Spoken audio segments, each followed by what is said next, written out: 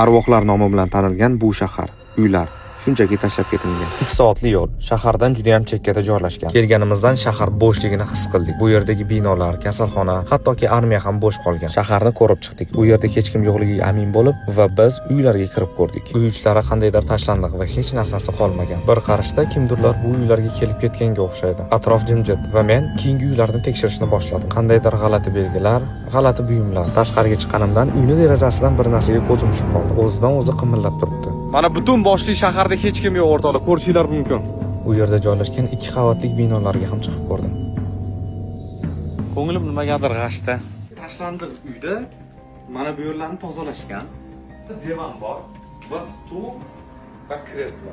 Nimadir bu yerda bo'lgan va eng qiziq narsa mana bu yerdagi eshik va derazalarni hamma joylarni to'sib qo'yishgan. Bu yerda nima bo'lganligi menga juda ham qiziq edi. Tepaga chiqib ko'rdim, hamma xonalarni tekshirdim. Biz shu yerda edik degan yozuvlar ham bor va oynalarni to'sib qo'ygan. Narsa juda ham qiziq. Nimaga ajoyib kovlashgan. Atroflarni kuzatib turganimda kasalxonaga ko'zim tushib qoldi. Bu joyni keyingi videoda ko'rib chiqamiz. Bunaqa videolarni bo'linma-bo'lim joylashtirishga harakat qilyapman va o'rtoqlar, zo'r kontentlarni ko'rmoqchi bo'lsangiz meni kuzatishda davom eting va eski videolarimni ham ko'rsangiz ancha-munchasini tushunib olishingiz mumkin.